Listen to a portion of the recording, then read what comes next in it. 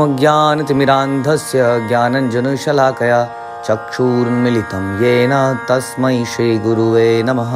श्री चैतन्य चरितामृत आदि लीला चैप्टर 4 प्रयास संख्या 53।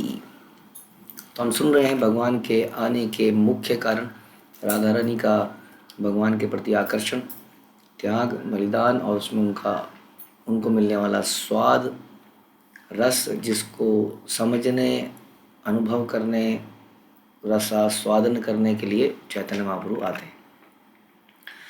भाव ग्रहणेर हेतु कैल धर्म स्थापन, तार मुख्य हेतु कही सुन सर्वजन। उल्लासमय प्रेम स्वीकार करना मुख्य कारण है। उल्लासमय प्रेम स्वीकार करना मुख्य कारण है, जिसके लिए वे प्रकट हुए और उन्होंने इस युग के लिए धर्म की पुनः स्थापना की। यानी कि एक रस ऐसा है जिसको भगवान भी लेना चाहते हैं, जो उन्हें मिलता नहीं है। इसका मतलब रेगुलरली उसको लेने के लिए उन्हें आना पड़ता है। वो है भगवान की भक्ति का रस, जो कि भक्तों को हमेशा ही मिलना चाहिए, मिल सकता है। हाँ, क्योंकि भगवान की भक्ति कोई भगवान से हम ही लोग तो करेंगे। तो वो रस एक ऐसा रस है जो भगवान को भी अट्रैक्ट कर लेता है। इसलिए कहते हैं कि सबको आकर्षित करने वाले मदन मोहन कृष्ण, आकर्षित यदि कृष्ण खुद आकर्षित हो जाते हैं राधा रानी से। तो मदन मोहन मोहिनी उनका नाम पड़ा, क्योंकि उनके अंदर वो प्रेम है जिसका वो निरंतर आस्वादन करती है, जिसको लेने के लिए चैतन्य महाप्रभु कुछ समय के लिए आते हैं, लेकिन राधा रानी उसका निरंतर आस्वादन करती है। और हम लोग भी कर सकते हैं ये चीज़। हाँ, एक इतनी अद्भुत चीज़ हो सकती है जिसको लेने के लिए भगवान संसार में आते हैं। है ना, हम लोग जाते हैं ना, हम जाते हैं जी वहाँ पे जलंधर के ये, अमृतसर का वो, पंजाब का ये, हरियाणा का वो, साउथ केरला का ये, लोग जाते हैं दूर दूर, कहते हैं यहाँ का क्या मशहूर है जी, खाते हैं, वहाँ पर रहते हैं। वैसे ही समझ लीजिए भगवान इतनी दूर जगत में आए इस रस का आस्वादन करने के लिए। तो ये रस कितना कैसा होगा हम सोच सकते हैं। तो इसको लेना है तो हमें भक्ति राधा रानी के अनुगत होकर करनी होगी। तो वही रस, वही स्वाद हमें प्राप्त हो सकता है। बट ये स्वाद वाला स्वाद नहीं, ये स्वाद सेवा वाला स्वाद है। ये डिफरेंट स्वाद है। हर चीज़ का डिफरेंट स्वाद होता है। एक कुछ चीज़ मीठी, कुछ चीज़ खट्टी, अलग अलग स्वाद है। ये एक अलग स्वाद है। ये अलग स्वाद ऐसा है कि हम जनरली संसार में भोगना चाहते हैं और उसमें हमें लगता है स्वाद है। जब हम भोगते हैं तो हमें लगता है इसमें मज़ा है, एन्जॉयमेंट है जब हम भोगते हैं तो। लेकिन ये ऐसा स्वाद है कि हम चाहते हैं कि कृष्ण भोगे, इसलिए हम कृष्ण को भोग लगाते हैं। भोगने के लिए हम नहीं भोगते हैं उसको, हम प्रसाद पाते हैं। प्रसाद लेना और कृष्ण को भोग देना, किसी भी प्रकार का रस, केवल खाने पीने का रस की बात नहीं कर रहे हैं हम। हमारे बलिदान, त्याग, अन्य विलासिता शून्यम, टॉलरेंस, फॉरगिवनेस, ह्यूमिलिटी, ये सब भी भोग हैं जो भगवान को अर्पित करते हैं। हमारी साधना, सेवा, ये हम भोग हैं और इसके बदले हमें प्रसाद मिलता है। ये वाला रस की बात कर रहे हैं। ये रस इतना ज़बरदस्त है कि इसको लेने के लिए भगवान स्वयं चैतन्य महाप्रभु बन के आते हैं। तो उल्लासमय प्रेम स्वीकार करना, क्योंकि ये सारे रस जो मैंने आपको बोले अभी ये उल्लासमय प्रेम के लक्षण हैं, जिसके लिए वे प्रकट हुए और उन्होंने इस युग के लिए धर्म की पुनः स्थापना करी। अब मैं उस कारण की व्याख्या करूंगा कि कृपया हर कोई सुने, जो भी इसको सुन रहा है, क्योंकि चैतन्य महाप्रभु के आने का मुख्य कारण, जैसा भी हमने सुना, कितना इंपॉर्टेंट होगा, जिसको लेने के लिए स्वयं चैतन्य महाप्रभु आए। और लेने के लिए नहीं आए, वास्तव में लेने के लिए आए और फिर देने के लिए भी आए। खुद लिया और दूसरों को भी दिया। हाँ, यानी कि ऐसा नहीं है कि this is something not available for us, ये हमारे लिए भी है। इसलिए ध्यान से सुनने को कह रहे हैं ताकि हम ले पाए। मूल हेतु आगे श्लोकेर कैल आभास कएबे कही सही श्लोकेर अर्थ प्रकाश। उस श्लोक के विषय में संकेत करने के बाद, जिसमें भगवान के अवतार लेने के मुख्य कारण का वर्णन हुआ है, अब मैं उसका पूर्ण अर्थ प्रकट करूंगा। राधा कृष्ण प्रणय विकृति ह्लादिनी शक्तिर्स्माद एकात्मानावपि भुवि पुरा देह भेदम गतो तो चैतन्याख्यम प्रकट मधुना तद्वयम चैक्यमाप्तम राधा भाव दुति सुविलितम नैमी कृष्ण स्वरूपम। श्री राधा और कृष्ण के प्रेम व्यापार भगवान की अंतरंगा आह्लादनी शक्ति की दिव्य अभिव्यक्तियां हैं। There is a department and the department head is Radha Rani, जो कि पूरी तरह फोकस्ड है कृष्ण को क्या करने के लिए। आह्लाद सुना है ना, प्रहलाद आह्लाद दाई ने, हाँ, आनंद प्रेम आह्लाद ईश्वर आह्लादनी, जो आनंद दे, निरंतर आनंद दे। एक डिपार्टमेंट ऐसा है, कस्टमर केयर डिपार्टमेंट। वो केयर भी नहीं है, ये केयर तो केयर होती है, ये तो आह्लाद है, उससे बहुत ऊपर। आनंद दे, उल्लास दे, निरंतर उल्लास दे, इसके लिए एक डिपार्टमेंट है। यहाँ पर कस्टमर केयर ही मोरोस हो जाता है बेचारा। फ़ोन करता है किसी को तो उधर से कई बार लात पड़ती है। या खुद ही होता है, सैलरी तो बढ़ा ही नहीं है, फ़ोन करे जाओ। यहाँ का कस्टमर केयर सेल्फिश है, इसलिए वो केयर और उल्लास नहीं कर पाता है। लेकिन वहाँ का केयर क्या है, वहाँ तो अन्य विलासिता शून्य वाली टीम है पूरी। एक टीम है जिसको सैलरी नहीं चाहिए, हाँ, और निरंतर उल्लास के लिए काम करेगी कृष्ण के। सैलरी नहीं चाहिए, शुभ नहीं चाहिए, उनके बच्चों की नौकरी लग जाए नहीं चाहिए, उनके बच्चों की शादी हो जाए नहीं चाहिए, घर अपना हो जाए नहीं चाहिए, ना धनम ना जन्म ना सुंदरिम, कुछ नहीं चाहिए इनमें से। ऐसी टीम बनाई। अब ऐसी टीम बनेगी तो कैसा काम करेगी, आप सोच सकते हैं। जहाँ पर भी कोई निस्वार्थ काम करता है वहाँ पर रिजल्ट ज़बरदस्त आते हैं। और निस्वार्थ को हम शून्यवाद, निराकार रूप में ना समझें। निस्वार्थ मतलब कृष्ण के स्वार्थ के लिए, अपने निजी स्वार्थ के लिए नहीं, कृष्ण के स्वार्थ के लिए, कृष्ण की औलाद के लिए, उनके आनंद के लिए। ऐसी टीम बनी हुई है जिसकी लीडर है राधा रानी, और उनके साथ है उनकी असंख्य गोपियाँ। और उन्हीं गोपियों के चरण चिन्हों पे हम लोग चलने का प्रयास कर रहे हैं। गोपिर भर्तुर पद कमले और दास दास दासानुदास। तो हम सब की, हम उसी टीम के पार्ट हैं। यदि हमारे अंदर इच्छाएं हैं, सेल्फिश स्वार्थ है, कोई अपना निजी लाभ है, पूजा मान प्रतिष्ठा है, मैं और मेरा है, तो हम उस टीम में से निकाल दिए जाएंगे। बहुत जल्दी पता चल जाएगा। उस टीम में रिक्रूटमेंट के बाद ट्रेनिंग होती है। राधा रानी के ट्रेनर शिला प्रभुपाद और ऐसे लोग ट्रेन करते हैं, कुछ समय तक ट्रेन करा जाता है।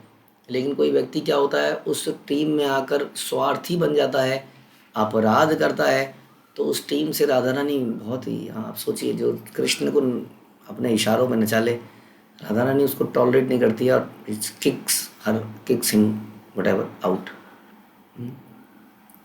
लेकिन जिसके अंदर श्रद्धा है और जो करना चाहता है, जो सच्चा हृदय वाला व्यक्ति है, उसको राधा रानी स्वीकार करती है, चाहे कितना छोटा ही क्यों ना हो, कितना उसकी शक्ति कम क्यों ना हो। लेकिन जो डुप्लीशियस है, सामने कुछ और है पीछे कुछ और है, हाँ, जो राधा रानी करते रहे लेकिन राधा रानी के लिए कुछ ना करे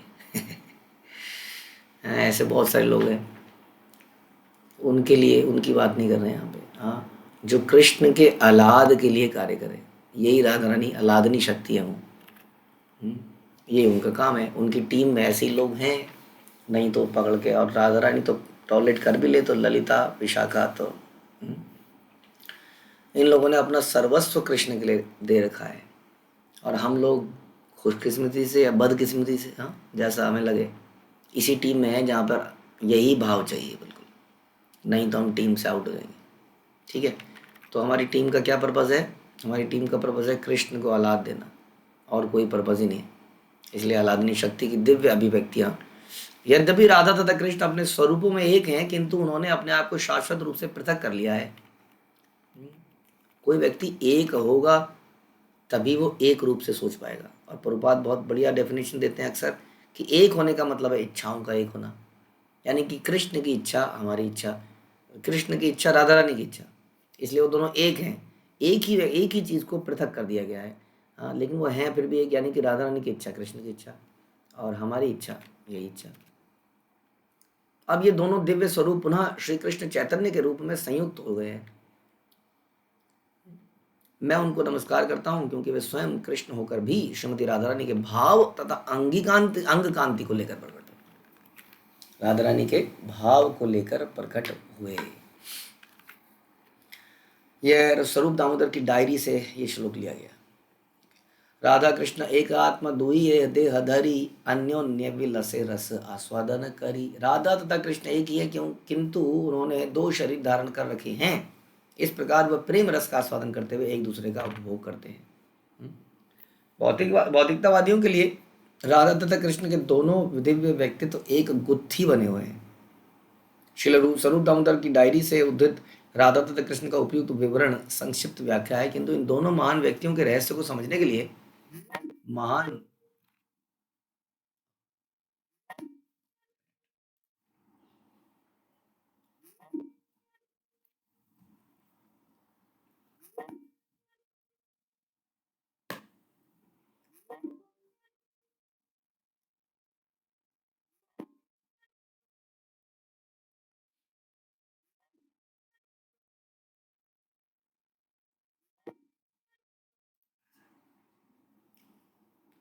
हरे कृष्ण जी, इंटरनेट का कुछ कनेक्शन मिस हुआ था। किंतु इन दोनों महान व्यक्तियों के रहस्य को समझने के लिए महान आध्यात्मिक अंतर्दृष्टि चाहिए। एक व्यक्ति दो रूपों में आनंद भोग कर रहा है। श्री कृष्ण शक्तिमान है और श्रीमती राधा रानी अंतरंगा शक्ति है। हम्म, अंतरंगा भी उनको कहा गया, इलादनी भी कहा गया, अंतरंगा भी कहा। अंतरंगा के अंतर्गत ही इलादनी है। अंतरंगा समझ लीजिए, कुछ होते हैं ना, कुछ जो एक तो सिक्योरिटी है जो बाहर लगी है, आउटसाइड सिक्योरिटी क्राउड मैनेजमेंट में लगी है, कुछ कहीं और लगी है, एक जो लगी है पर्सनल गार्ड है, समझ लीजिए किसी व्यक्ति के। वो क्या हो गया? इंटरनल अंतरंगा, something very internal, something very personal. अंतरंगा शब्द से हमको समझ में आना चाहिए, this is very personal power of Krishna, not for everybody. एक है बाहरी पावर, बहिरंगा, बाहिरी बहिरंगा, आंतरिक अंतरंगा। बाहरी पावर किसको देखती है? हाँ, मुझ जैसे हम जैसे लोगों को देखती है, जो स्वार्थ में पड़े हुए हैं। हाँ, वो भी क्राउड कंट्रोल कर रही है। कोई ऐसा आदमी धाम में ना पहुंच जाए, गलती से घुस ना जाए वहाँ पर, तो माया देव ने यहीं पर सबको फंसा रखा है, बहिरंगा में ही। लेकिन फिर एक अंतरंगा है जो कि इंटरनल है। वहाँ पर कोई ऐसा, क्योंकि माया देवी बहुत बढ़िया तरीके से काम कर रही है बहिरंगा, इसलिए वहाँ पर इतनी सिक्योरिटी की ज़रूरत नहीं है। इसलिए जब चार कुमार पहुँच गए थे वैकुंठ में, तो हाँ, चार कुमार को बड़ा अजीब सा लगा, उन्हें कैसी सिक्योरिटी, काहे की सिक्योरिटी कर रहे हो तुम लोग? कौन आएगा यहाँ पर? आ सकता है कोई आम आदमी यहाँ पे? काहे का पहरा दे रहे हो तुम, बेमतलब में रोक रहे हो यहाँ पर खड़े होके? हाँ, इसलिए उन्होंने यही बोला था उन्होंने कि वैकुंठ में कौन आएगा, क्योंकि बहिरंगा शक्ति ज़बरदस्त है, मम माया दुरत्या, पार कर ही नहीं सकता। मतलब इट इज़ इम्पॉसिबल। ये वर्ड इम्पॉसिबल कह सकते हैं ना, impossible is word in fools dictionary कहते हैं हम, प्रभुपाद कहते हैं। लेकिन यहाँ पर नहीं। हाँ, इन द सेंस कि माया को लांग नहीं सकता है कोई, यहाँ कृष्ण को समर्पित करके माया के पार जा सकता है। इस प्रकार ये पॉसिबल हो जाता है, कृष्ण की शक्ति से ही पॉसिबल है, नहीं तो माया शक्ति को नहीं। इसलिए वहाँ पर कोई शक्ति, तो वहाँ अंतरंगा शक्ति क्या करती है? वहाँ पहरा नहीं है, यहाँ तो माया शक्ति का पहरा है। दुर्ग कहते हैं ना, दुर्ग, दुर्ग मतलब किला। किले में ऊंची दीवारें होती है ना, कोई चढ़ के भाग नहीं जा सकता। जेल वेल में देखते हैं ऊंची दीवारें होती हैं, तो यहाँ पर ये जो दुर्ग है, दुर्गा का दुर्ग जो है, ये ज़बरदस्त ऊंची दीवारें हैं, अदृश्य ऊंची दीवारें, कोई निकल नहीं सकता है इस संसार में से। बहुत सारी लेयरिंग है। अभी तो ये संसार में मोह माया और वो सब तो है ही, उसी में से नहीं निकलता। फिर ऊपर जाके बहुत सारी लेयरिंग है। आपने देखा त्रिशंकु स्वर्ग नहीं पहुंच पाए, आप सोचिए संसार की परिधि को तो क्या पार करेंगे। उस स्वर्ग में ही शटल कॉक बन गए थे बिटवीन इंद्र एंड विश्वामित्र, तो हम बाहर नहीं जा सकते। तो वहाँ पर अंतरंगा शक्ति इंटरनल पर्सनल पर्सनल काम करती है, भगवान के साथ लीलाएं करती है। वेदांत दर्शन के अनुसार शक्ति तथा शक्तिमान में कोई अंतर नहीं है, दोनों एक ही हैं। इन दोनों में अंतर नहीं किया जा सकता, जिस प्रकार अग्नि को ऊष्मा से पृथक नहीं किया जा सकता। तो राधा रानी क्या है? भगवान की शक्ति है, तो अलग नहीं किया जा सकता उनको। परम पूर्ण में जो कुछ भी है वह सब सापेक्ष अस्तित्व में अचिंत्य लगता है। इस संसार में सब कुछ अचिंत्य लगता है, अतएव सापेक्ष ज्ञान में शक्तिमान तथा शक्ति के एकत्व को, इस सत्य को ग्रहण कर पाना बड़ा मुश्किल है। How it is possible? कैसे? आप कह रहे हैं कि है, वो तो अलग है। श्री चैतन्य द्वारा प्रतिपादित अचिंत्य भेदाभेद तत्व का दर्शन एकमात्र साधन है जिससे गुत्थी सुलझाई सकती है। जैसा कि हम कई बार बताते हैं कि शास्त्रों में पूर्ण विश्वास रखना पड़ेगा। कई बार शास्त्रों की बातें कन्फ्लिक्टिंग लगेंगी, वो कन्फ्लिक्टिंग नहीं है, उन दोनों बातों को सत्य मानना चाहिए कि ये भी है और ऐसा भी है। जैसे हम कई बार बताते हैं, जैसे आपने बताया गाय का मल जो है, मल अगर कहें उसको तो गोबर बड़ा शुद्ध है, और शास्त्र कहते हैं कि मल बड़ा अशुद्ध है। आप कहेंगे ये क्या बात हुई, तो दोनों बातों को सत्य मानना पड़ेगा। यानी कि मल अशुद्ध है लेकिन गोबर शुद्ध है। इस तरह से हर चीज़ को समझना पड़ेगा। भगवान साकार है निराकार है, कोई का निराकार है साकार है, क्या समझना, साकार भी है निराकार भी है। ये हो गया चिंत्य भेद अभेदता तो सारे, जिसमें दोनों ही शास्त्रों की सारी बातों को एक्सेप्ट करना होता है। हाँ, कभी आपको समझ ना आ रहा हो कि इस वक्त मैं ये मानूं या ये मानूं, इस वक्त भगवान को साकार मानूं या निराकार क्या करूं मैं, तो फिर गुरु के द्वारा ज्ञान की आवश्यकता है। जिसमें गीता में भगवान कहते हैं कि जो निराकार के पीछे जाता है वो मुश्किल प्रोसेस है तो सही, अल्टीमेटली वो साकार के ही अंडर में जाएगा, बट डिफिकल्ट है, पहुंचना मुश्किल है। साकार में इजी है। इस प्रकार से then we need further explanations from acharyas to understand कि दोनों को समझा कैसे जाएगा अगर दोनों ही सत्य हैं तो। निसंदेह राधा रानी कृष्ण की अंतरंगा शक्ति है और वे निरंतर कृष्ण के आनंद को बढ़ाती रहती है। निर्विशेषवादी इसे तब तक नहीं समझ सकते जब तक कि वे किसी महाभागवत भक्त की सहायता न ले यही बात हम कर रहे थे अभी तक। निर्विशेषवादी इसको तभी समझ पाएंगे जब उन्हें किसी भक्त की मदद मिलेगी। राधा नाम ही बतलाता है कि वे श्री कृष्ण के विलास की शाश्वत रूप से सर्वोच्च स्वामिनी है। हम कहते हैं आराधना, जो कृष्ण की आराधना करती है वो है राधा। इस तरह वे जीव की सेवा को श्री कृष्ण तक पहुंचाने की माध्यम है।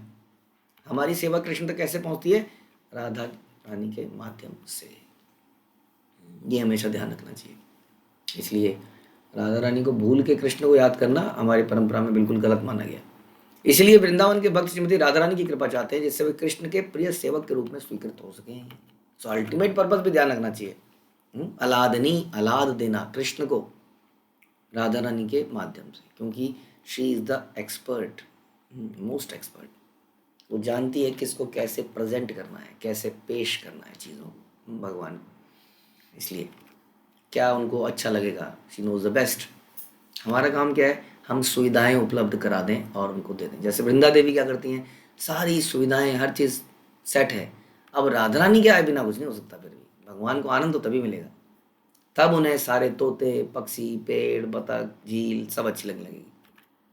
श्री चैतन्य महाप्रभु लोह युग के बद्ध परितात्माओं को भगवान के सर्वोच्च दिव्य संबंध के नियम बतलाने के लिए उनके पास चलकर गए। हाँ, इस लोह युग कह रहे हैं इसको, है ना। मेटल से ही सारा संसार, यहाँ हर चीज़ इसी चीज़ों से बनती है, टेक्नोलॉजिकल एडवांसमेंट हो रही है, मशीनें बन रही हैं। इस लोह युग में पतित आत्माओं को भगवान के सर्वोच्च दिव्य संबंध के बारे में बताने के लिए स्वयं आते हैं। श्री चैतन्य के कार्यकलाप मुख्यतः उनकी अंतरंगा शक्ति अलादनी अंश की भूमिका का निर्वाह करते हैं।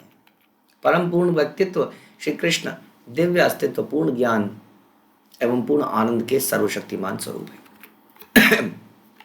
पूर्ण आनंद लेते हैं, जैसे कि भगवान कृष्ण पूर्ण आनंद लेते हैं, एक तरह से ये भगवान कृष्ण से एक स्टेप और आगे हो जाते हैं, क्योंकि राधा रानी के आनंद को भी ले लेते हैं। उनकी अंतरंगा शक्ति सर्वप्रथम सत्य के रूप में अर्थात भगवान के अस्तित्व कार्य का विस्तार करने वाले अंश के रूप में प्रकट हुई। यही शक्ति पूर्ण ज्ञान प्रदर्शित करने पर चित्त या संवित बन जाती है। तो इस प्रकार से ये तीन प्रकार की अंतरंगा शक्ति कह सकते हैं हम, सत्य चित्त और आनंद। सत्य चित्त यहाँ बता रहे कि सर्वप्रथम सत्य के रूप में अर्थात भगवान के अस्तित्व कार्य का विस्तार करने वाले अंश के रूप में प्रकट होती है। सत्य है जिसको हम इटर्नल कहते हैं, फिर एक चित्त है जिसको संवित भी कहते हैं, चित्त शक्ति जो कि ज्ञान देती है ना, नॉलेज ज्ञान, चित्त शक्ति संवित शक्ति, और फिर आनंद सच्चिदानंद। आनंद क्या हो गया, अलाद जो अभी हम चर्चा कर रहे थे। इस प्रकार से अंतरंगा शक्ति जो कि राधा रानी ही है, एक तरह से इस प्रकार से उन तीन और भागों में हम डिस्कस कर रहे हैं। अंत में वही शक्ति आनंद प्रदान करने के कारण अलादनी कहलाती है। इस प्रकार भगवान अपनी अंतरंगा शक्ति को तीन दिव्य विभागों में प्रदर्शित करते हैं। सही दुई एक एब चैतन्य गोसाई रसास्वादिते दोहे हिला एक ठाई। अब वे रसास्वादन हेतु श्री चैतन्य महाप्रभु के रूप में एक शरीर में प्रकट हुए हैं। शरीर धारण नहीं किया है, ध्यान रखना हमेशा, एक रूप में प्रकट हुए हैं। ये शरीर हमारा शरीर नहीं है, ध्यान रखना पड़ेगा। हार्ड मांस का शरीर ये नहीं है। चैतन्य चरितामृत सुनेंगे तो समझ में आ जाएगा कि हार्ड मांस का शरीर तो था ही नहीं। जिसके घुटने अलग हो जाएं आपस में, हमारे घुटनों में गैप आता है, दिखता नहीं है हमें गैप, वो तो एक्सरे और उसमें कहीं कुछ हल्का बाल बराबर गैप दिखता होगा, उसमें ही हमारा हो जाता है। यहाँ तो अलग हो जाते थे दोनों। तो चैतन्य महाप्रभु का कहाँ से, अपने गंभीरा के, कई बार गंभीरा को बंद कर देते भक्त डर के मारे। चैतन्य महाप्रभु चाबी की जो छेद होता है, वो चाबी के छेद में से बाहर निकल जाते हैं तरल बनकर भाव में। ऐसे ऐसे बहुत सारे ऐसे चीज़ें हैं। तो उनका शरीर क्या है, शरीर दिव्य शरीर है जो कि इटर्नल रूप है उनका। चैतन्य महाप्रभु इटर्नल धाम है उनका, वृंदावन के अंदर। हाँ, यहाँ पे विप्रलम्ब भक्ति है, हाँ, भगवान की विरह में भक्ति। वो स्पेशल प्लेस इज मायापुर, जो कि खास तौर पे राधा रानी का प्लेस है, समझ लीजिए। वहाँ पर ये नित्य लीलाएं प्रकाशित करते हैं। तो ये रूप भी नित्य रूप है, ये टेम्परेरी रूप नहीं है। इट इज़ नॉट लाइक अ विराट रूप जो कि टेम्परेरी है। इति लागी आगे करी तार विवरण, यहाँ हईते हय गौरेर महिमा कथन। अतः मैं सर्वप्रथम राधा तथा कृष्ण की स्थिति स्पष्ट करूँगा, उसी वर्णन के द्वारा भगवान चैतन्य की महिमा जानी जा सकेगी। हाँ, तो राधा कृष्ण की क्या स्थिति है उसको और थोड़ा बताएंगे, क्योंकि उन दोनों का एक तरह से कह सकते हैं कि युक्त अवतार। राधिका हयेन कृष्णेर प्रणय विकार, स्वरूप शक्ति हलादिनी नाम यहार। श्रीमती राधा रानी कृष्ण प्रेम की रूपांतर है, वे हलादिनी नामक उनकी अंतरंग शक्ति है। हलादिनी कराए कृष्ण आनंदास्वादन, हलादिनी द्वारा करे भक्तेरा पोषण। यह हलादिनी शक्ति कृष्ण को आनंद देती है और उनके भक्तों का पोषण करती है कि नहीं। भक्तों की खुराक भी यही है। और ये कह लें कि राधा रानी की टीम क्या है, भक्त। अब टीम के लीडर को टीम के लोगों का ध्यान रखना ही पड़ेगा, यदि वो टीम के उद्देश्यों के लिए काम करें। एक कंपनी अपने एम्प्लॉयज़ का कितना ध्यान रखती है बताइए। हमारे घर में हमें कोई पूछता है चाय, इतनी बार चाय की मशीन ही रख देती है।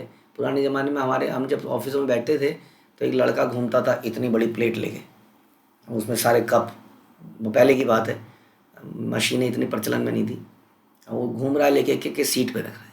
बताइए, हम घर में बैठते हैं तो चाय सीट पे नहीं मिलती है, एक आध बार मिलेगा तो डांट पड़ जाती है, उठ के ले लो, कप अपनी जगह पे रखो। हम कप वहीं रख देते हैं ऑफिस में। अब मशीन आ गई, जब मर्जी ठा ठूँ। उसके बाद कंपनी ने कहा तुम्हें खाने की जरूरत नहीं है, बाहर इधर उधर क्यों जाओगे, आओ हम तुम्हें खाने का व्यवस्था करते हैं। तुम घर इधर उधर भटक के आते हो, आओ तुम्हारे लिए कैब सर्विस करते हैं। हाँ, कितनी फैसिलिटी देती है, किस लिए? क्योंकि हम उस कंपनी के उद्देश्यों की पूर्ति के लिए कार्य कर रहे हैं, इसलिए। उसी तरह से राधा रानी की प्रोटेक्शन कृपा हमारे ऊपर होती है क्योंकि हम उनकी टीम के पार्ट हैं। और यदि हम उनकी टीम के उद्देश्यों की पूर्ति कर रहे हैं जो कि कृष्ण को आनंद देना है, तब राधा रानी क्या करती हैं? राधा रानी क्या करती हैं? रघुनाथ दास गोस्वामी के सर पर पल्लू लेके खड़ी जाती हैं। तुम जप कर रहे हो, ये कृष्ण के लिए कर रहे हो जब, मैं तुम्हें धूप से बचाऊंगी। तो ऐसे खड़ी जाती हैं, क्योंकि वो कुटिया ही नहीं बनाते अपने। उन्हें कुटिया बनाऊंगा उतनी देर में, इतने जप कर लूँगा। कुटिया नहीं बना रहे हैं, धूप में बैठे हैं। हाँ, और फिर एक बार बैठे हैं और वहाँ देख ही नहीं रहे हैं कि वहाँ शेर पानी पीने आ रहा है, होश ही नहीं है शेर की, चीते की, किसी की। ये सब चीज़ों से भगवान और राधा रानी उन्हें बचा रहे हैं। तो आह्लादनी शक्ति जो है क्या करती है? भक्तों का पोषण करती है। एक तो रक्षा करती है, चीज़ें प्रोवाइड करती है जो उन्हें चाहिए, क्योंकि जैसे कंपनी कार मोबाइल देती है, राधा रानी हमें वो चीज़ें देती है जो ज़रूरत है। हम अगर मांगने लग जाएं तो राधा रानी मैं चाहता हूँ कि मैं उनका कुछ धन से सेवा करूँ भगवान की, हाँ, मैं अपने धन का 10% दे दूँगा, तो कुछ धन मिलेगा क्या? हाँ, वो समझ जाती हैं, उनको नहीं ठग सकते आप। जो कृष्ण को मोहित कर ले वो साधारण स्त्री नहीं है। उनके गुण सुनोगे ना आप लोग, जब हम सुनते हैं राधा रानी के 16 गुण, she is very intelligent also. सब समझती हैं, वो इतनी बोली भी नहीं है। वो सब समझ जाती हैं। कहते हैं आउट, गेट आउट, इस आदमी को निकाला जाता है, आपको 1 महीने का नोटिस दे रहे हैं जी, बाहर, ये लाओ मोबाइल वापस लाओ, कार वापस लाओ। तो यदि उनकी टीम में हम उनके साथ पोषण, और पोषण एक तो ये केयर के द्वारा पोषण हो गया। दूसरा पोषण क्या है कि वो ना केवल आपकी केयर करती हैं, वो डायरेक्ट आपको भेज देती हैं, जाओ कृष्ण बैठे हैं, उनको पान दे के आओ, जाओ जरा भोग लगा के आओ, तुम भोग लगाओ, मैं मदद करूँगी, मैं गाइड करूँगी तुम्हें, सब कुछ गाइड करने के लिए मैं गुरु परंपरा दूंगी, तुम भोग लगाओ। राधा रानी अकेले नृत्य नहीं करती है रास में। हाँ, 16,000 रानियाँ उधर कितनों को मौका देती हैं, इधर लाखों गोपियाँ रास कर रही हैं भगवान के साथ, और भगवान सबके साथ हैं। कोई मान लीला भगवान करती हैं माँ राधा रानी, लेकिन वो मान लीला ऐसी नहीं है जैसे संसार में मान लीला है। क्योंकि संसार में ऐसा प्रेम भी नहीं हो सकता। संसार में सौत आ जाए तो वहाँ पर राधा रानी अपने प्रेम को देना चाहती है। तो इस प्रकार भी पोषण करती है अपने भक्तों का, कि हमें भी लगाती है सर्विस भगवान की दर्शन करने में। आप देखते हैं एक पोस्टर है इस्कॉन का बहुत ही सुंदर, जिसमें कृष्ण राधा रानी को मना रहे हैं, उनकी आंखों से आंसू निकल रहे हैं, वो पल्लू लेके खड़ी हैं और पीछे झाड़ियाँ, और झाड़ियों में से कौन ऐसे करके सारी गोपियाँ झाँक रही हैं चुप चुप के। वो फोटो देखेंगे तो चुपके से ध्यान से देखना पड़ता है, तब दिखती हैं गोपियों की शक्लें। तो क्या है, सबका पोषण हो रहा है, सब आनंद ले रहे हैं। ऐसा नहीं कि वही आनंद ले रही है, वो तो देना चाहती हैं अपने भक्तों को। आओ मेरी टीम, मैं तुम्हें क्या दूंगी। दिन लाइफ में सबसे बड़ा आनंद क्या है? सबसे बड़ा आनंद कृष्ण के इस लीलाओं का दर्शन करना, श्रवण करना, यही तुम्हें दे देती है। तो भक्त बड़े प्रसन्न रहते हैं, राधा रानी हमें दिखाओगी ना?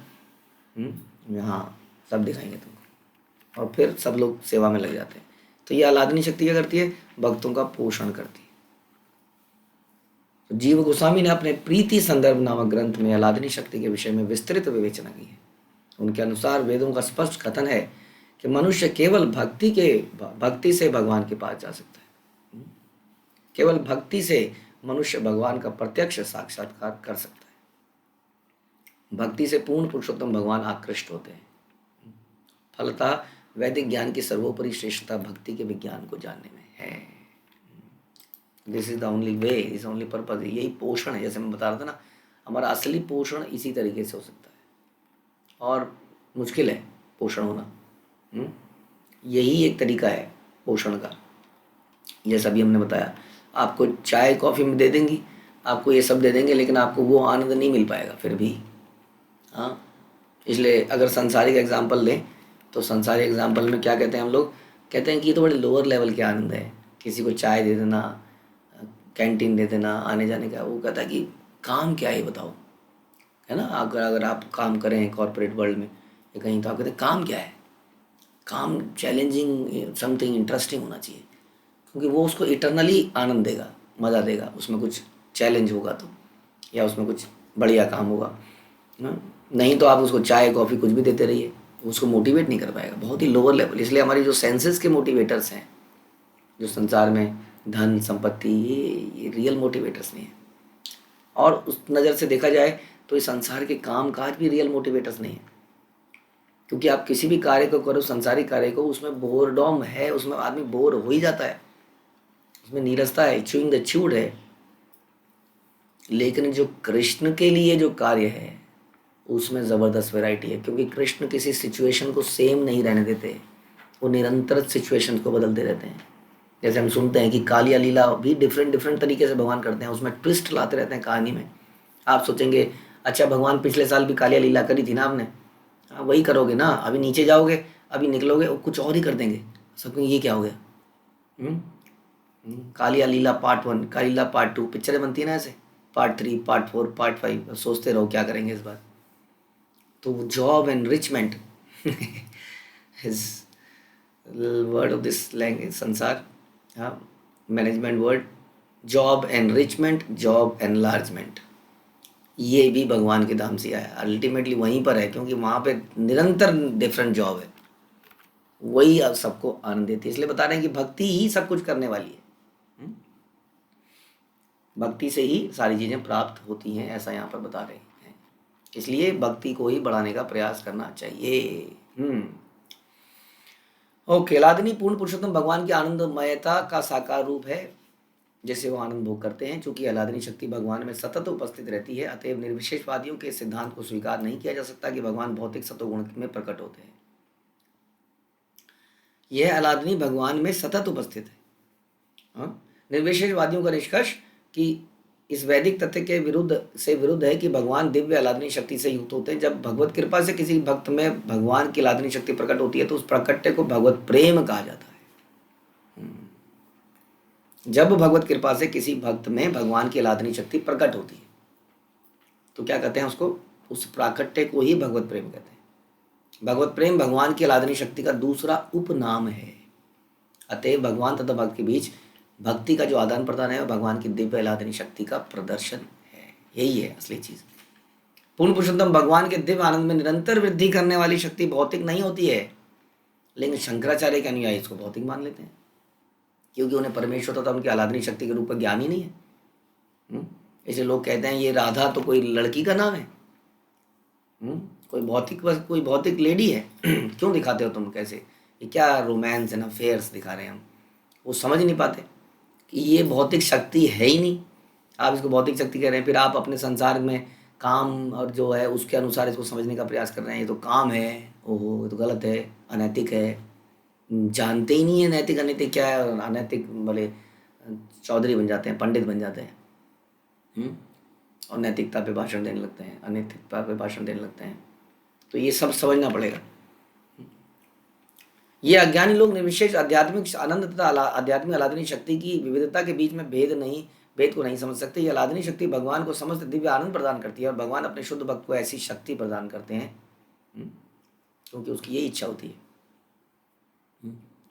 तो इसलिए ये तीन शक्तियाँ, अंतरंगा शक्ति के तीन डिवीज़न हमने समझे। ये क्या है? ये है आनंद प्रदायिनी, उसमें से एक है, और एक है सत, जो भगवान के अंश, भगवान के अस्तित्व को करती है, इटर्निटी, और जिसको हम इटर्नल भी कहते हैं, सनातन भी कहते हैं।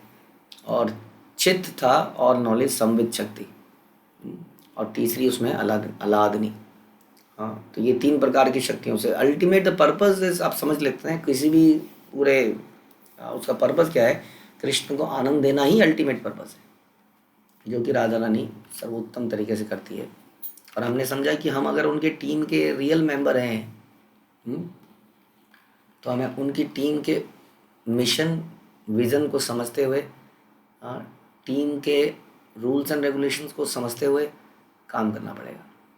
अपनी सनक और अपनी इच्छा के अनुसार हम भगवान को प्रसन्न नहीं कर पाएंगे, क्योंकि वहाँ पर एक डिपार्टमेंट है, वो डिपार्टमेंट के बिना आप जा नहीं सकते हैं सीधा, नॉट पॉसिबल। तो उस डिपार्टमेंट के नियमों को, कानून को मानना ही पड़ेगा। इसलिए हम कहते हैं कि गोपिर भरतो पद कमले और दास दास दास दास। हरे कृष्णा।